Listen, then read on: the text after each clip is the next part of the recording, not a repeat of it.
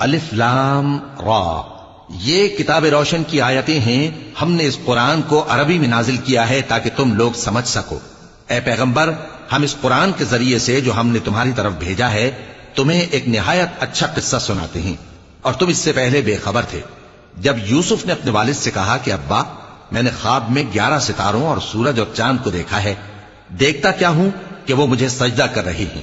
انہوں نے کہا کہ بیٹا، اپنے خواب کا ذکر اپنے بھائیوں سے نہ کرنا، نہیں تو وہ تمہارے حق میں کوئی چال چلیں گے. کچھ شک نہیں کہ شیطان انسان کا کھلا دشمن ہے، اور اسی طرح اللہ تمہیں برگزیدہ و ممتاز کرے گا اور خواب کی باتوں کی تعبیر کا علم سکھائے گا.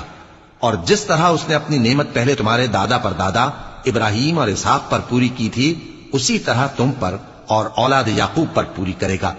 بے شک تمہارا پروردگار سب کچھ جاننے والا ہے، حکمت والا ہے. ہاں، یوسف اور ان کے بھائیوں کے قصے میں پوچھنے والوں کے لیے بہت سی نشانیاں ہیں. جب انہوں نے آپس میں تذکرہ کیا کہ یوسف اور اس کا بھائی ابا کو ہم سے زیادہ پیارے ہیں، حالانکہ ہم جماعت کی جماعت ہیں، کچھ شک نہیں کہ ابا کھلی غلطی پر ہیں. یوسف کو یا تو جان سے مار ڈالو یا کسی ملک میں پھینکاؤ، پھر ابا کی توجہ صرف تمہاری طرف ہو جائے گی، اور اس کے بعد تم نیک لوگوں میں ہو جاؤ گے.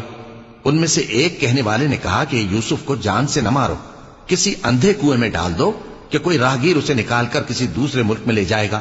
اگر تم کو کرنا ہی ہے تو یوں کرو. یہ مشورہ کر کے وہ اپنے والد سے کہنے لگے کہ ابا جان، کیا سبب ہے کہ آپ یوسف کے بارے میں ہمارا اعتبار نہیں کرتے، حالانکہ ہم اس کے خیر خواہ ہیں. کل اسے ہمارے ساتھ بھیج دیجئے کہ خوب میوے کھائے اور کھیلے کودے، ہم اس کے نگہبان ہیں.